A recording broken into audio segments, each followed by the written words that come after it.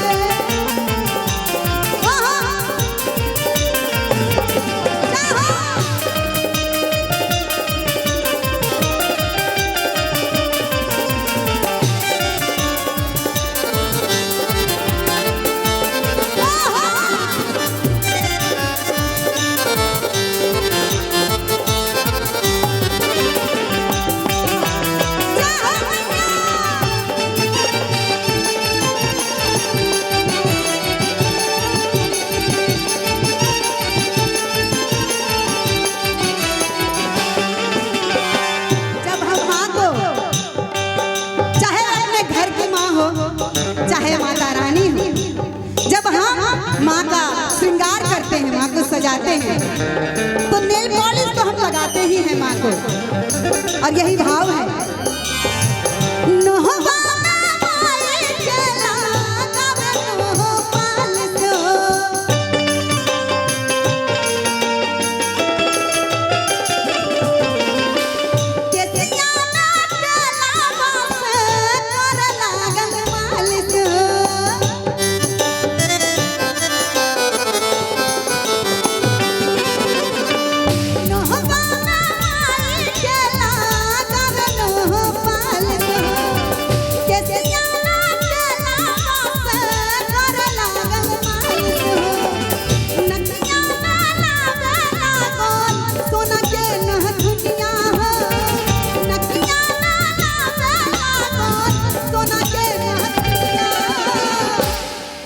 जब माँ को, और हम सभी जानते हैं ज्यादातर अगर खासकर महिलाएं कितना भी कोई श्रृंगार कर ले, दो अगर श्रृंगार अगर कम हो तो खूबसूरती में थोड़ी कमी रहती है।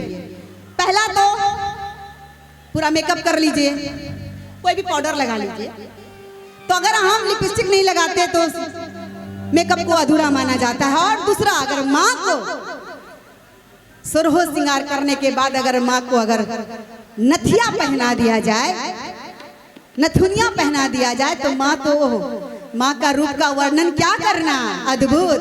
तो जरा माताएं बहने जरा दोनों हाथ दिखा दीजिए, दोनों हाथ। हाँ जी, आप सभी पीछे वाले नथिया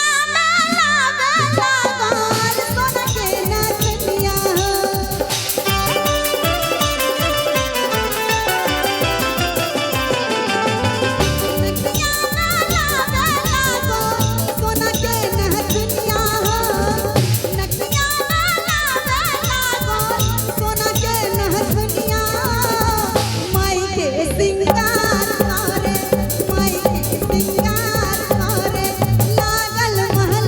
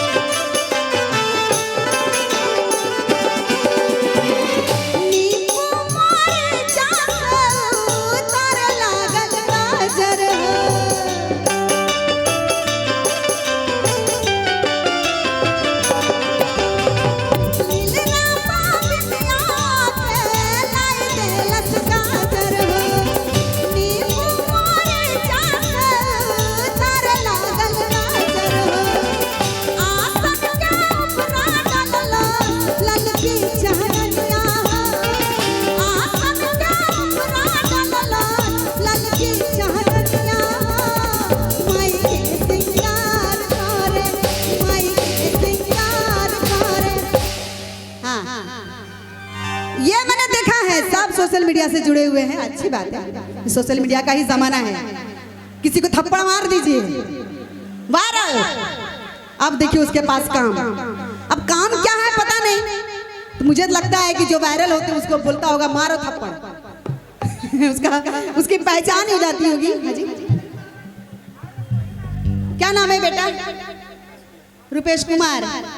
ये किसको दिए? मेरे को।